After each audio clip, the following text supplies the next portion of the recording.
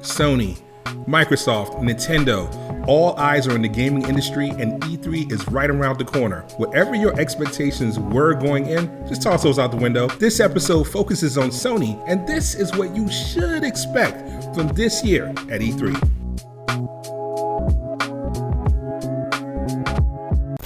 Let's start with the bad news. The chip shortage, that's real. You're not going to be able to get a console anywhere. And with both Sony and Microsoft confirming that hardware constraint is not going to let up anytime soon, it's going to be harder and harder to get a new piece of next-gen hardware. Now, if you haven't watched Destin's video, Sony is making a new modified PlayStation 5 to work around the chip shortages, working with chips that are more readily available. And they're going to make a newer, more production-friendly PS5 that doesn't compromise at all in power or capability, but just uses more off-the-shelf or readily available chips so they can keep those PS5s coming out. There is very little point in annoying consumers with consoles and exclusive titles that they can't buy yet on hardware that they can't play on yet. All press isn't good press, and in this case, not having consoles is bad press. I was already expecting this to be the year of delays. The best way to look at Sony's plans going forward is look at where their studios are right now.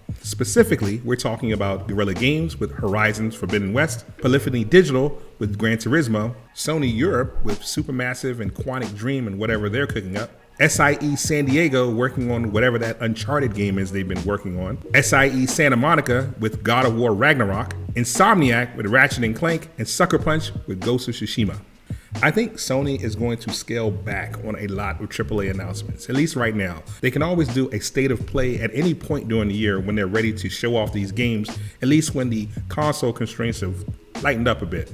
But for now, you're going to see a lot more multi-generational platform games that come out on both PS4 and PS5. You're not going to hear a lot about exclusives. And I think that the higher end titles that we are going to see are going to be either story-driven DLC, not unlike Uncharted Lost Legacy. We'll probably see something like that for Ghost of Tsushima. And I think we're going to see gameplay from God of War Ragnarok. I don't think God of War is coming out this year. I think we'll see that next year, but we will at least get gameplay and possibly a date. I think Horizon Forbidden West is coming out this year. Those are the easy targets. I think that's the low-hanging fruit. And if you own a PS4, you aren't forgotten because you will be able to play all of these games. We can also expect to see something from Polyphony Digital. We will probably see a Gran Turismo game this year, especially since we know that Xbox is doing something with Forza this year. So I think we'll see those competing neck and neck.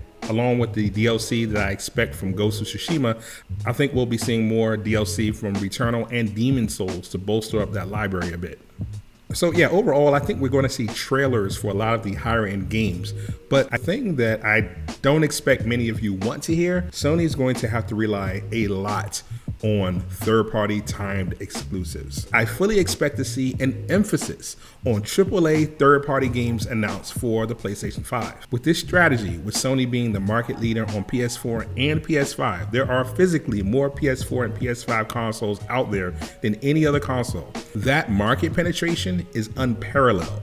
So publishers are motivated to get their games in front of as many eyeballs as possible, and you're not going to get your games in front of more eyeballs in the PlayStation hardware ecosystem. We already know that Sony doesn't have the resources to buy off all the third-party publishers that Microsoft does. That's Microsoft's gamble, and we'll talk about that in our Microsoft Focus episode. What Sony can do is spend their resources on top-tier AAA third-party exclusive time windows. You'll see things like NBA 2K, 6-month window, Call of Duty, whatever that game is, 6-month time window, only on PlayStation 5. It doesn't need to have all the studios and all the games. It only needs the top, maybe 5 or 6 games that everyone's playing on, that everybody wants. If they can captivate and hold that audience for 6 months, they control the mind share of being the system that everybody wants to play on, that all your friends are playing on, that all the best games are on. That's what Sony wants. That's an excellent use of money, and that's a way to keep that momentum during the short-term battle. That's Sony's game plan. That's what I'm thinking.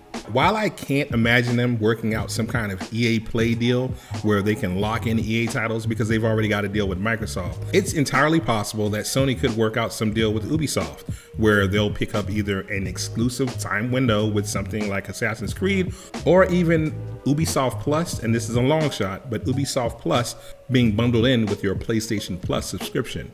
Spending 100 or 200 million between Take-Two and Activision to secure that window for Call of Duty 6 or GTA 5 is a lot cheaper than buying Take-Two and Activision, just outright buying those studios. That's Microsoft's gambit, and that's a game that Sony just can't play, and it's not smart for them to play that right now.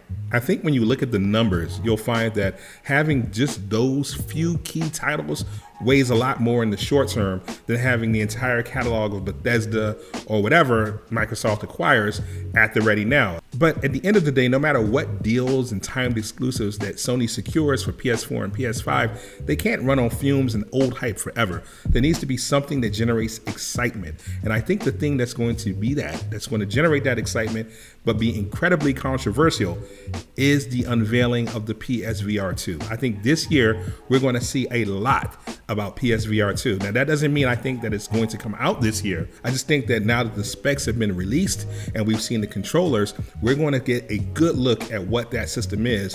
And the intent of that reveal is to inspire optimism and hope about some kind of awesome technological future that shows exactly where the PS5 is headed. Not just high-end AAA 2D flat games, but the highest-end virtual reality games. Anyway, I think it's going to be a fantastic E3 for Sony. I think if you temper your expectations, all things considered, people are going to be pleased by what Sony has to offer. It's a good strategy. It's a sound business strategy, and I think it's in a great place for where Sony wants to be. But what do you think? Do you need to see more titles? Do you expect more hype and more AAA games than what I think is going to come out? Do you think PSVR 2 is the wrong direction for Sony to go towards? Tell me what you think in the comments, and stay tuned for the next video that focuses on Microsoft and what I think their plans are for E3.